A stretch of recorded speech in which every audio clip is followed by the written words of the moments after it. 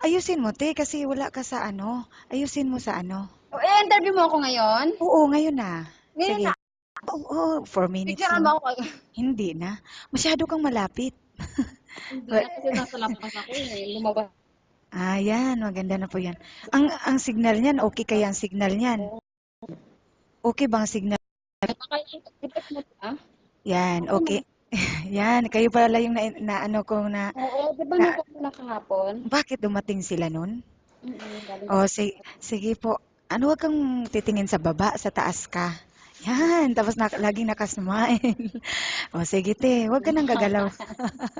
Wag ka nang gagalaw, te ha. Proceed na tayo sa interview, okay? Sige po. Wag ka nang gagalaw. Medyo malayo yata ka, te. Ready kayo?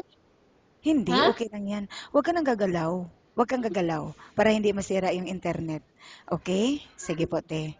Hi, good afternoon. Good afternoon. How are you? I'm good, thank you. Welcome to Find Your Mate. Okay, I appreciate that you have time to talk to me. Okay. Um, can you please tell me about your work experience? Here in Dubai. Yes. Well, I'm a babysitter here in Dubai in 2 years, and my job is sleep with the baby 24 hours and to take care with him. Uh, I give food, I give take about everything I give for the baby. Okay, and how old is the baby? Now the baby is 2 years and 4 months. Okay, and may I know the nationality of your employer? They are Arabic. Okay, and when your contract finish? My contract finished this coming September 11, 2013. And why you're looking for a new employer? Yeah, I'm looking for a new employer because I need more salary and I want also day off because here in my job I don't have day off 24 Okay. hours. Okay, and how much salary are you looking for? I'm looking for 2,000.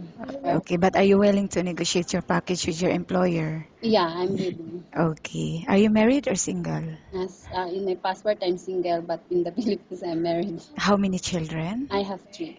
3 kids. Okay. And who will take care of them while you're here in Dubai? With my mother. Okay. I will now ask you questions about different situations you may encounter while on the job, okay? Mm. If the baby is non-stop crying, what will you do? Play with non-stop crying. I play with him. I give what he wants. Then I bring him in the another place, or I give him toys. Okay. Or And how? I read a book story. Like, Okay. As a babysitter, mm. how do you know if the baby got sick? Of course, he will cry. He not feel good. He not eat good. Okay. And if the baby got sick and the employer is not in the house, what will you do? First, I will check the fever. Then after, if have fever, I will call for my madam to inform that the baby is sick. Then I give a medicine. I give a medicine. Okay. And how about cooking? Do you have any specialty in cooking? I have specialty in cooking, but in the Philippines, Philippine food. But But are in this house, I'm not cook here. but are you willing to learn? Yeah, I'm willing to learn. Okay. And how about cleaning the house? Yeah, I know how to clean. How? Which area do you usually start working with? Sorry. Which area in the house you start working?